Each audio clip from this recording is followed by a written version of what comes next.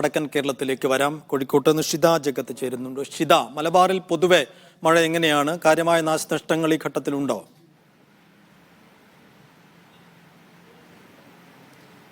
പലയിടത്തും മഴ തുടർന്നുകൊണ്ടേ ഇരിക്കുന്നുണ്ട്. രാവിലെ മുതൽ തുടങ്ങിയ മഴയാണ്. കോഴിക്കോട് ജില്ലയെ സംബന്ധിച്ചിടത്തോളം കോഴിക്കോട് മലയോര മേഖലയിൽ 12 മണി മുതൽ തന്നെ മഴ ശക്തമായി തുടരുന്നുണ്ട്. അത് ഈ സമയവും മഴ നിലനിൽക്കുകയും ചെയ്യുന്നുണ്ട്. അതിൻ്റെ ഭാഗമായിട്ടുള്ള ചില പ്രശ്നങ്ങളെല്ലാം തന്നെ മലയോര മേഖലകളിലും ഒപ്പം തന്നെ മറ്റ് സ്ഥലങ്ങളിലും അനുഭവപ്പെടുന്നുണ്ട്. ഈ ദേശീയപാത നിർമ്മാണവുമായി ബന്ധപ്പെട്ട ചില സ്ഥലങ്ങളിൽ പാലാഴിയിൽ ചില വീടുകളിലേക്ക് വഴിപോക്ക് എന്ന് പറയുന്ന സ്ഥലത്ത് 100ഓളം വീടുകളിലേക്ക് വെള്ളം കയറിയിട്ടുണ്ട്. അത് ഡ്രൈനേജ് നിർമ്മാണത്തിലെ അശാസ്ത്രീയതയാണ് ഈ വെള്ളം കയറിയതിന് കാരണമെന്നുള്ളതാണ് പറയുന്നത്. ഒപ്പം തന്നെ കോഴിക്കോട് വെള്ളിപ്പറമ്പിൽ മരം കടപുഴകി വീണു. ശക്തമായ മഴയിലാണ് മരം കടപുഴകി വീണത്. റോഡിന് കുറുകെയാണ് മരം വീണത്. അതിനാൽ തന്നെ വലിയ രീതിയിലുള്ള ഗതാഗത തടസ്സം ഉണ്ടായിരുന്നു. കാറിന് മുകളിലേക്കാണ് മരം വീണത്. പക്ഷേ ആർക്കും പരിക്കൊന്നും തന്നെ ഇല്ല. ആ സമയത്ത് ഇരുചക്ര വാഹനങ്ങൾ ആ റോഡിൽ ഇല്ലാതിരുന്നതാണ് അപകട സാധ്യത കുറച്ചത് എന്നുള്ളത് തന്നെ പറയേണ്ടിയിരിക്കുന്നു.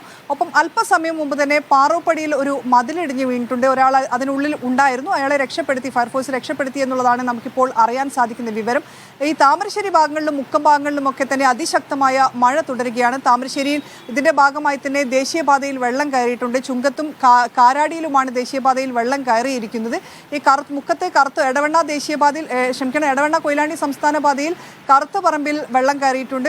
നിരവധി കടകളിൽ വെള്ളം കയറിയതായിട്ടാണുള്ള വിവരം. അത്തരത്തിലുള്ള കാലവർഷത്തിലെ നാശനഷ്ടങ്ങളെല്ലാം തന്നെ പുറത്തു വരുന്നുണ്ട്. ഒപ്പം കോഴിക്കോട് നഗരത്തെ സംബന്ധിച്ചിടത്തോളം കോഴിക്കോട് നഗരം ഇന്നലെ രാത്രി അതിശക്തമായ മഴയാണ് കോഴിക്കോട് നഗരത്തിൽ പെയ്തിരുന്നത്. പലയിടങ്ങളിലും വെള്ളം കയറി. നഗരത്തിൽ മാവൂർ റോഡിൽ മുഴുവനായും വെള്ളം കയറിയിരുന്നു. ഡ്രൈനേജ് വൃത്തിയാക്കാത്തതാണ് അതിന് പിന്നിൽ കാരണം എന്നുള്ളതാണ് പറയുന്നത്. ഈ രീതിയിലുള്ള മഴക്കെടുതികൾ എല്ലായിടത്തും തുടരുന്നുണ്ട്. ശക്തമായ മഴ ഇപ്പോഴും തുടരുകയാണ്. ഇന്ന് ഒരിടത്ത് പോലും മഴ ഇല്ലാതിരുന്നിട്ടില്ല എന്നുള്ളതാണ് പറയാനുള്ളത്. സൈഫുദ്ദീൻ.